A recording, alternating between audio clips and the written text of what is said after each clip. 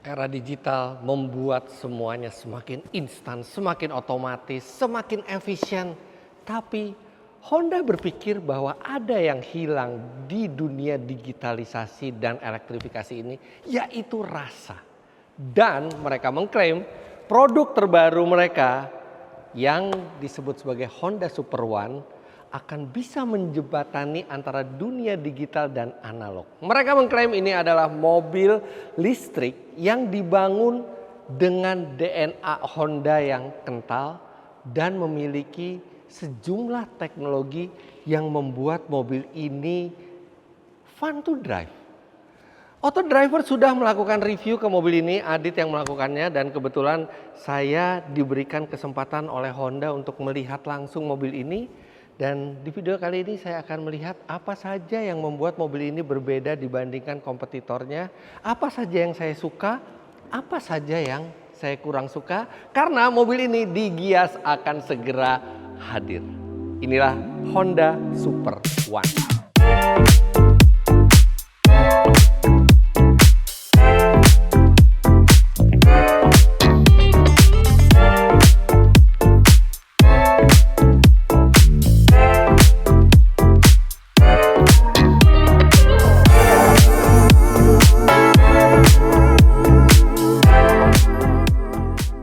Sekarang mulai dari namanya dulu ya. Sebelum mobil ini resmi bisa dilihat oleh kami, ada sejumlah perdebatan atau sejumlah prediksi bahwa Honda akan menamai mobil ini sebagai Brio E, Brio Electric. Tapi tidak, Honda ternyata tetap memilih nama Super One karena filosofinya adalah mobil ini memang bukan Brio yang diberi tenaga elektrik, bahkan bukan mobil elektrik biasa, tapi ini adalah sebuah Honda yang dibangun sesuai DNA Honda, mengedepankan keasikan berkendara tapi dengan penggerak elektrik. Dan fun fact-nya, Honda Super One ini adalah Honda pertama di Indonesia yang dijual sebagai B2C, business to customer. Karena kalau sebelumnya HR-V elektrik atau mereka menyebutnya sebagai EN1 itu harganya sangat mahal dan dijual dengan skema B2B, business to business. Nah ini yang B2C. Harga, sampai syuting kali ini juga belum ada harga resminya. Tapi kalau di Jepang mobil ini dijual seharga 380 juta rupiah, yang itu adalah berita yang kurang baik. Karena biasanya mobil yang di Jepang dijual seharga 380 juta rupiah, di Indonesia normalnya bisa hampir 2 kali lipatnya. Namun sejumlah rumor yang beredar mengindikasikan bahwa mobil ini bisa dijual tidak sampai 400 juta rupiah. Apakah benar atau tidak itu nanti di saat gias kita bisa tahu, tapi berita itu yang tersebar dan rasanya mungkin kalau mobil ini di atas 400 juta rupiah Honda juga tidak akan cukup nekat untuk memasukkannya karena rata-rata lawannya di kelas ini itu harganya bahkan sudah sampai di bawah 300 juta rupiah. Tapi seperti saya bilang, Honda Super One ini punya sejumlah hal yang membuatnya berbeda, bahkan sangat berbeda dibandingkan kompetitor lainnya. Bahkan saat saya mempelajari mobil ini, saya sudah memiliki sebuah kesimpulan bahwa kalau Anda memilih Super One, Anda tidak hanya memilih mobil ini dari rasional, tapi lebih ke emosional. Kita lihat kenapa. Yang pertama dari desainnya. Ya, desain adalah selera, tapi kalau menurut saya ini adalah salah satu desain terlucu, terbaik, terimut, paling menggemaskan di kelas city car seperti ini. Kita tahu di kelas ini ada BYD Atto One, ada Wuling REV, mungkin walaupun Wuling REV terlalu kecil untuk ini, tapi ini bentuknya sangat lucu. Dan bukan hanya bentuknya yang enak dipandang, tapi ada sejumlah clue desain dari produk-produk Honda sebelumnya. Lampu ini mirip sekali dengan yang ada di Honda E. Ya sayang sekali waktu itu Honda E nggak dijual di Indonesia, tapi walaupun dijual juga akan sangat mahal, tapi ini lampunya mirip Honda E. Kemudian di bumper depannya ini mirip dengan Honda City Turbo 2 di era 80-an. Bahkan Honda City Turbo 2 itu banyak menginspirasi mobil ini. Honda City Turbo 2 diciptakan sebagai mobil yang kecil tapi luas di dalamnya dan fun to drive. Jadi mengusung DNA yang sama. Kemudian grill, ya bukan grill ya karena tertutup, ada bolongannya sedikit, dan yang di bawah ini dibuat dari material recycle dari produk Honda yang di recycle. Jadi material ini pernah menjadi bagian dari sejarah Honda di model lainnya dan sekarang ada lagi di mobil ini. Dan karena ini adalah material recycle, jadi patternnya ini berbeda di setiap unit. Setiap unit titik-titiknya ini berbeda, menjadikan setiap unit dari Super One ini dalam derajat tertentu unik. Warna ini juga unik, warna ungu, tapi ini satu-satunya warna yang unik karena dua warna lainnya sayangnya hanya ada 3 warna di Indonesia, itu hitam dan abu-abu. Saya belum pernah lihat 2 warna lainnya, tapi warna ungunya ini cukup atraktif. Nah, Super One sendiri itu diambil basisnya dari kei-car Honda, yaitu Honda N1. Namun kalau di Jepang kei-car itu ada batasan dimensinya. Sedangkan untuk di luar Jepang batasan dimensi itu bisa tidak dituruti, dan hasilnya Super One ini memiliki over fender yang lebih besar, kemudian dia juga lebih panjang sedikit. Tapi over fender besar ini bukan hanya untuk kosmetik, karena over fender yang melebar ini untuk mengakomodir trek atau jarak pijak roda kanan dan kiri yang juga lebih lebar 10 mm dibandingkan Honda di Honda N1. Dan Anda bisa lihat roda depan dan belakang itu sangat dekat ke ujung, sehingga itu akan membantu pengendalian yang baik mestinya. Di belakang ini juga bentuknya menarik sekali. Tidak ada logo Honda, hanya ada tulisan Honda di sini, dan lampu belakangnya ini walaupun modern, ini juga terinspirasi dari model Honda di masa lalu. Kaca belakangnya besar. Secara keseluruhan mobil ini bentuknya sangat menarik, dan satu lagi yang saya suka adalah lubang udara di depan maupun di belakang. Ini bukan lubang palsu tapi lubang asli, dan menurut engineer Honda ini juga sudah dihitung untuk aerodinamika yang maksimal. Aerodinamika yang maksimal itu untuk mendukung range yang optimal. Tapi berita kurang baiknya, range dari mobil ini juga nggak jauh-jauh amat. Di era ketika mobil listrik itu sudah bisa jalan 400 km, bahkan 500 km di kelas city car seperti ini, Honda Super One tidak sampai 300 km. Klaimnya berdasarkan WLTC adalah sekitar 270-an kilometer dari baterai sebesar 29,6 kWh yang diusung, yang diletakkan di bagian bawah mobil. Tenaganya juga nggak gede-gede amat. Tenaganya hanya 64 HP. Tapi berita baiknya, mobil ini punya boost mode, di mana ketika boost mode itu diaktifkan, tenaganya bisa meningkat drastis menjadi 95 HP. Dan ketika tenaganya masih 64 HP, 0 sampai 100 km per jam, itu menurut hasil tes di Eropa itu sekitar 14,5 detik. Sedangkan ketika dengan boost mode 95 HP, dia 0-100-nya menjadi hanya di 10 detikan, yang mana itu angka yang sangat-sangat proper. Tapi bagi Anda memang yang menginginkan range yang jauh dengan mobil ini, Anda tidak akan mendapatkannya karena range-nya memang dekat, tidak cocok untuk keluar kota, tapi untuk dalam kota masih memadai.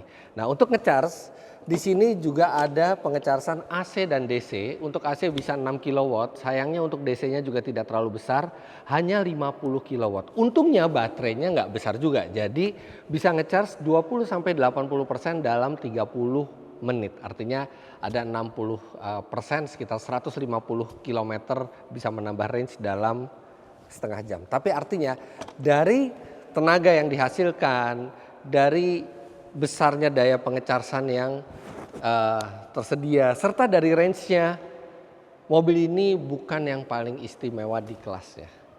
Tapi mobil ini punya sejumlah hal lain yang unik. Begitu Anda masuk kabinnya, akan ada animasi yang seakan memberi energi Dan seolah-olah animasi itu berkata tuh bukan let's drive, tapi let's have fun. Nah, itu kelihatannya sederhana animasi itu, tapi itu adalah bagian dari filosofi dibuatnya mobil ini. Mobil ini dibuat untuk maksimum fun dari paket yang ada di mobil sekecil ini. Lihat ini bangkunya. Joknya bukan jok biasa, ini adalah jok semi bucket yang bikin ketika kita berada di dalam ini langsung terasa menyatu dengan mobil dan lebih terasa seperti jok mobil sport ketimbang city car. Kemudian Anda bisa lihat di tengah era sekarang semua dimasukkan ke layar, Honda memilih layar yang tetap normal dan tombol-tombol fisik tetap dipertahankan.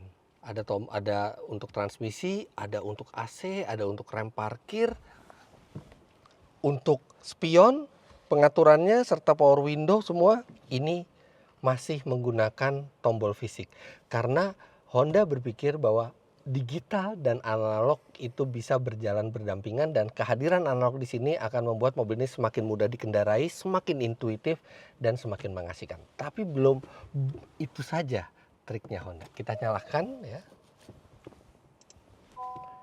Nah, di sini mungkin pertama terlihat seperti mobil listrik biasa ya, tapi yang saya suka adalah ini ada pedal shift plus dan minus yang kalau di mode normal saja ini berfungsi untuk menambah atau mengurangi regeneratif braking. Bahkan ada satu mode juga kita bisa one pedal mode. Jadi kita hanya pakai satu pedal, mobil bisa berhenti tanpa perlu kita menginjak rem. Namun ada satu mode lagi, mobil ini punya mode manual. Jadi dia bisa mensimulasi gear shift 7 speed, teknologi yang mirip seperti yang digunakan di Hyundai Ioniq 5N, Hyundai Ioniq 6N. Itu adalah teknologi yang rasanya belum ada di pabrikan lain selain Hyundai, dan sekarang Honda mengadaptasi. Sebelumnya sudah ada di Prelude dan sekarang di full elektriknya pertama kali mereka mengaplikasi di Honda Super One. Jadi ketika kita akses mode tersebut, kita ada rev limiter, ada RPM, kemudian kita bisa pindah gigi dan ada fake soundnya juga. Sayangnya kita nggak bisa coba karena tidak bisa di rev dari netral, harus mobilnya berjalan. Tapi di sebuah city car bisa ada seperti itu karena sekali lagi Honda pengen pengendara mobil ini tidak hanya berpindah dari titik A ke titik B, tapi menikmati proses perpindahan itu dalam paket yang kecil seperti city car. Jadi itu saya sangat suka ada simulated gear shift di mobil ini. Yang saya kurang suka adalah sebagai mobil yang diciptakan untuk fun to drive, setirnya hanya bisa tilt, tapi tidak bisa teleskopik.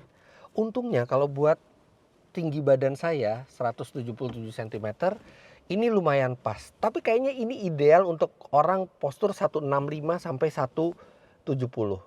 Di bawah 165 akan merasa mungkin pedal gasnya agak kejauhan, di atas 170 cm akan merasa setirnya sedikit kejauhan.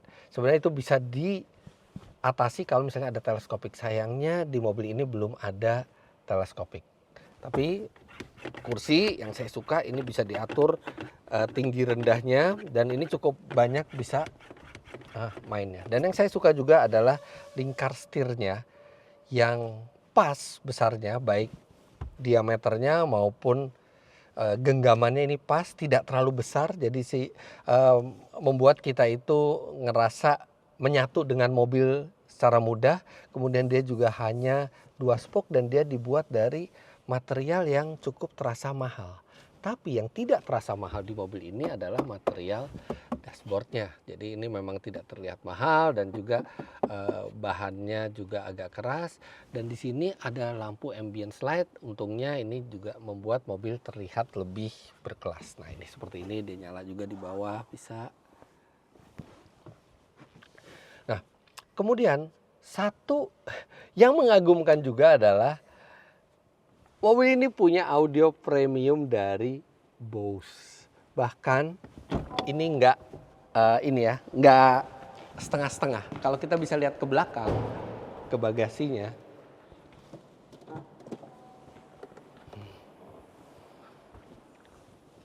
ini Bose-nya sampai sini. Ini ada subwoofernya. Wow, jadi ini memang kelengkapannya sangat premium. Kemudian ada satu lagi yang saya sangat suka dari mobil ini adalah, ingat Honda Jazz generasi pertama sampai generasi ketiga ya kalau nggak salah ya masuk ke Indonesia, itu punya satu fitur yang sangat menunjang kepraktisan, kita bisa lihat di belakang, itu adalah Ultra Seat. Mobil ini punya Ultra Seat, jadi dia bisa dilipat rata seperti ini, membuat bagasi yang tadinya hanya 160 liter menjadi sangat besar, mungkin di atas 500 liter. Tapi dia juga bagian bawahnya bisa dilipat ke atas untuk memungkinkan kita membawa barang-barang yang tinggi gitu ya misalnya. Jadi ini Ultra Seat adalah salah satu fitur yang sangat menyenangkan dari Honda dan ternyata hadir di Super One ini. Tapi kalau untuk duduk belakangnya, well, legroom memadai. Ini posisi duduk saya tingginya 177 cm, tapi lantai ini tinggi. Jadi paha itu tidak terlalu tersangga dengan baik. Headroom masih cukup memadai. Dan kursi ini dia ada 2 step reclining. Jadi kalau yang paling tegak seperti ini, yang reclining seperti ini. Tapi jujur aja, kayaknya nggak akan kepake deh yang tegak. Kecuali kita punya barang yang banyak di belakang ya. Karena ya posisi duduk yang paling rebahnya saja ya memadai gitu. Nggak terlalu santai-santai amat. Belakang bukan tempat yang terlalu menyenangkan untuk perjalanan jauh. Tapi memang mobil ini kayaknya tidak dirancang untuk perjalanan jauh. Meski begitu, ini kursinya, konturnya, ini sangat berbeda dengan depan. Depan itu cenderung seperti bucket seat, belakang ini rata. Ini mengingatkan kita ke mobil-mobil sport Honda, bahkan seperti Honda Prelude tuh belakangnya seperti ini. Jadi kayak kursi belakang nih apa ya, yang penting simple dan fungsional gitu ya, nggak terlalu banyak yang dilakukan Honda untuk menunjang kenyamanan di belakang, tapi yang jelas kabin belakangnya sangat praktis. Salah satu yang akan menunjang keasikan berkendara adalah pengendaliannya. Nah, karena ini adalah sebuah mobil listrik, yang cukup membantu adalah baterai yang diletakkan di bawah sehingga center of gravity-nya rendah. Namun Honda masih menyematkan ban yang ini sifatnya bannya sport, bukan ban eco, bukan ban yang lebih mementingkan rolling resistance rendah dibandingkan grip. Ini ban yang gripnya bagus, ban dari Jepang langsung, dan ini menunjukkan bahwa Honda pengen mobil ini memang terasa lincah di tikungan. Satu yang menunjang mobil ini kelincahannya di tikungan adalah bobotnya. Karena baterainya nggak terlalu besar, bobotnya juga tidak sampai 1,1 ton. Sedangkan biasanya mobil listrik itu walaupun ukurannya sekecil ini itu beratnya bisa 1,3 sampai 1,4 ton, mobil ini beratnya tidak sampai 1,1 ton. Makanya dengan baterai 29,6 kWh itu grossnya ya, mungkin untuk netnya hanya 28 kWh mungkin yang terpakai, dan dia bisa 270 km, artinya per kWh itu bisa membawa mobil ini hampir 10 km, yang mana itu sangat irit ya. Salah satunya juga karena bobotnya yang tidak begitu besar. Kelihatannya mobil ini juga dibuat untuk menunjukkan bahwa di model EV yang paling basic di kelas city car, Honda juga bisa punya fitur yang lengkap, bahkan fiturnya bisa dibilang premium. Di sini ada Android Auto dan Apple CarPlay secara wireless. Kemudian mobil ini sudah punya Google Assistant serta sudah punya internet di dalam sistemnya dan sudah bisa terhubung dengan Honda Connect. Wow, kemudian mobil ini juga punya Honda Sensing yang cukup lengkap, bahkan sampai ke adaptive cruise control dan lane keep assist-nya itu ada di mobil ini. Nah, ini kalau di setir kita lihat ada boost. Nah, ini dia yang akan membuat tenaga itu dari 64 menjadi 95 PS, dan boost ini tidak terbatas waktunya. Jadi seberapa lama pun Anda pakai Anda bisa dapat. Jadi defaultnya mobil di 64 HP, tapi sebenarnya capable untuk 95 HP. Anda tinggal menekan boost kapan Anda butuh, dan ketika Anda menekan boost, ini menjadi lebih merah instrumennya. Untuk drive mode kita ada Sport, Normal, City, dan Econ. Ditambah satu lagi Boost. Jadi total ada 5 mode berkendara di mobil ini. Untuk AC dia hanya single zone, tapi pengoperasiannya sangat-sangat mudah.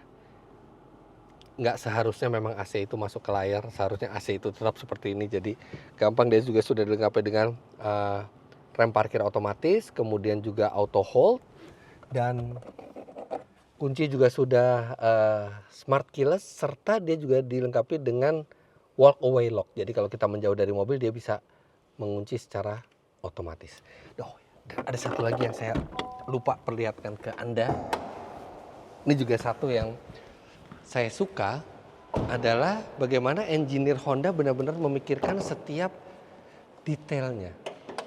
Di sini Anda bisa lihat di sini bahwa memang tidak ada front trunk, jadi tidak ada tempat lagi untuk barang di sini, tapi ini accessible sekali untuk mengganti aki gampang, untuk mengisi air wiper gampang, minyak rem gampang. Dan yang menarik adalah ada 3 tutup radiator di sini. Ini buat apa? Oke. Yang pertama, ini adalah radiator untuk baterai. Jadi baterainya menggunakan pendingin air. Kemudian yang ini adalah radiator untuk motor listriknya. Motor listriknya pun memakai pendingin air untuk menjaga performa yang konsisten. Yang menarik adalah ini.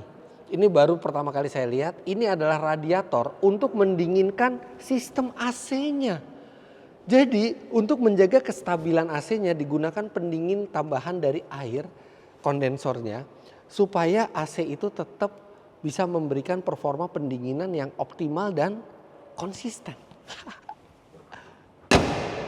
Terus yang saya suka juga, ini wiper ada, elemen pemanas juga ada. Jadi terasa mobil ini sangat proper dan lengkap.